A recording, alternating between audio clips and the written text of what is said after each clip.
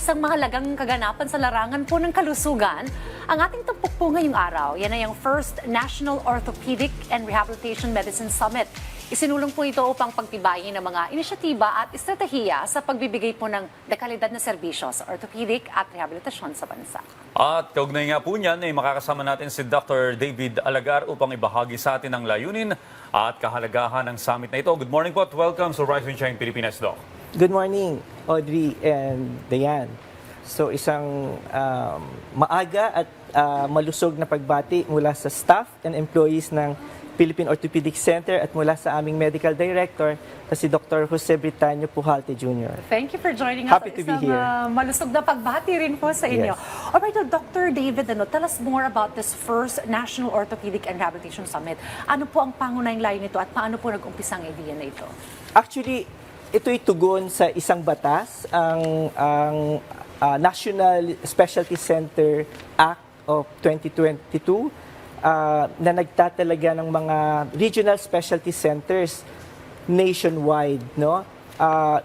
Ito yung mga regional specialty centers, ito yung mga heart, brain or bone or rehab medicine na mga espesyalista na hospital na tumutugon din sa isa na namang batas, which is the RA 11-223, ang Universal Healthcare Act of 2019. So, ano ang role ng Philippine Orthopedic Center dito? Ang Philippine Orthopedic Center ay natalaga na parang siya ang apex hospital pagdating sa orthopedic and rehab medicine care.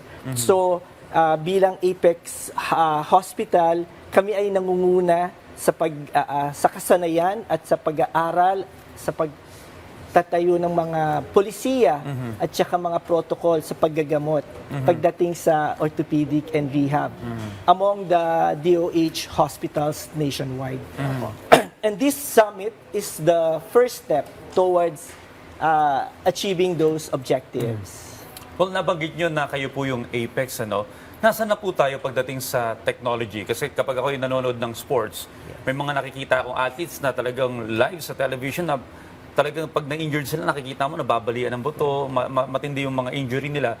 At sa Western countries, dahil sa advancement ng kanilang medical technology, nakakapaglaro pa after a few months or a few years, ano? Nandun na po ba tayong level dito sa Philippine Orthopedic? I think so. So I think the past few years, ang government has been pouring funds sa mga specialty centers na katulad ng Philippine Orthopedic Center. Hindi lang sa larangan ng orthopedics, pati sa larangan siguro ng mga sa cardiac, sa iba-iba pang specialization. Ito nga rin ang itinataguyod ditong summit na ito para makapag-usap-usap ang mga smaller regional centers, yung mga basic and advanced regional centers na magkaroon ng isang magandang referral system para kapag merong mga pasyenteng nangangailangan ng additional care at saka advanced care, ay madali silang nare-refer sa mga specialty centers. Mula sa basic, kung kinakailangan ng mas mahusay pang paggagamot, dadalhin sa more advanced specialty center. At ultimately, if there's really a need for more than that, pwedeng dadalhin na sa Apex Hospital, which is the Philippine Orthopedic Center. Okay, well, let's talk about, Doc, the challenges. Ano naman po yung mga pagsubok o challenges na kinakaharap po ng mga orthopedic specialists dito sa Pilipinas? At paano po, siguro makakatulong ang summit na ito para dito? Ay, definitely. Kasi most of the time, halimbawa kami sa POC, dumarating ang mga kaso masyado ng komplikado, no? Because mainly itong mga simpleng bale, halimbawa, ay hindi natutugunan ng kaagad-agad at natutugunan ng dapat na treatment, no? So yung mga simple ay nagiging komplikado. At ang mga komplikado naman becomes more difficult to treat dahil late na nadadala. No? So yan ang gusto nating mangyari, na ang mga hospital sa mga regional areas ay makatugon dito. At kung hindi man makatugon ng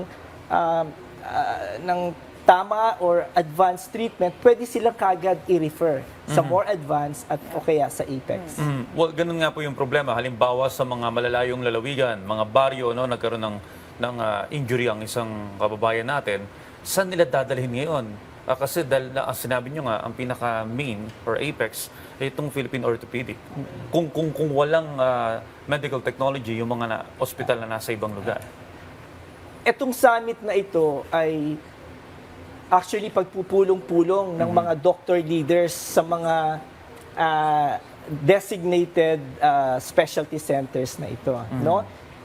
Ang gobyerno natin ay pinalalakas ang manpower at saka ang mga facility sa bawat region na ito. Ngayon, kung kinakailangan ng makabago na paggagamot, meron tayong, ito ang focus ng summit, magkaroon ng ways how to improve yung referral system. No? So ito yun, kaya ang theme nitong summit na to is strengthening the referral system and developing the regional centers. Yan ang gusto nating tugunan. At yan naman ay buong suportang binibigay sa atin ng Department of Health. Okay, well, Dr. Alagar, please do invite all our viewers at ang ating mga colleagues to join in this summit na ito. Yes. Muli, iniimbitahan namin ang mga doctor leaders ng mga naimbita naming mga regional specialty centers, no? Malaki pong maitutulong nito towards our objective sa Universal Healthcare Act ng 2019 to be able to provide quality and affordable care to every Filipino. Alright, maraming salamat po sa lahat ng impormasyon na Thank ibinahagi niyo sa aming umaga, Dr. David Aligar. Salamat po, Maraming Doc. salamat po. Good morning.